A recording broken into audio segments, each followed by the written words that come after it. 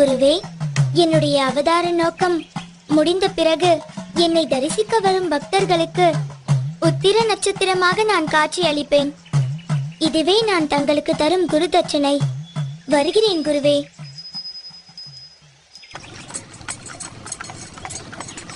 குருகுல வாசம் முடிந்து அரண்மனைக்கு திரும்பிய மணிகண்டனை ஆனந்த கண்ணீருடன் மகாராணி வரவேற்றார்.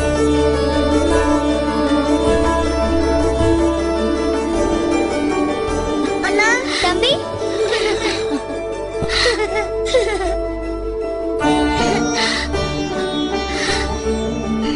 மணிகண்டா, என் குழந்தைதான் எவ்வளவு வளர்ந்து விட்டான். எத்தனை அழகாக இருக்கின்றான்.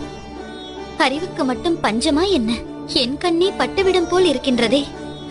அப்படித்தான் ஆனது. தாய் மகனின் பாசத்தில் விதியின் கண் பட்டுவிட்டது. காரணம், கோப்பெருந்தேவியின் வயிற்றில் பெற்றெடுத்த இளவரசன் ராஜராஜனே. அம்மா,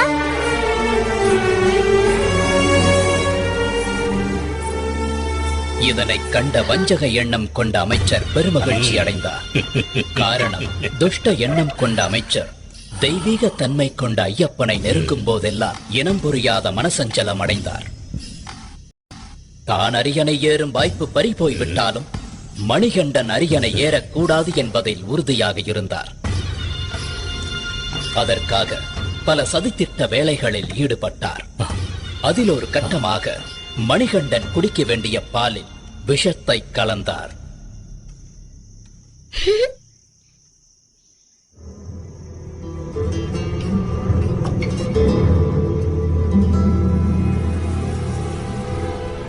அந்த விஷம் கலந்த பாலை குடித்த மணிகண்டன் மயக்கமடைந்தார்.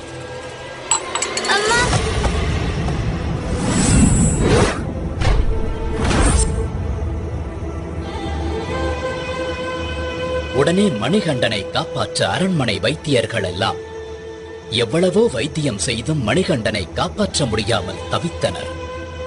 இந்நிலையில் சிவபெருமான் வைத்தியர் ரூபம் எடுத்து அரண்மனைக்கு வந்தார்.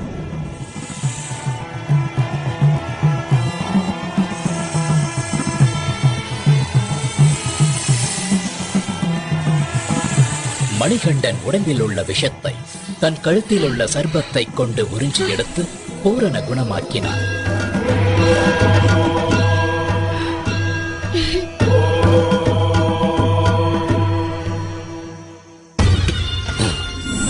இந்த திட்டமும் முறியடிக்கப்பட்டு விட்டது. நான் வேறு ஒரு திட்டத்தை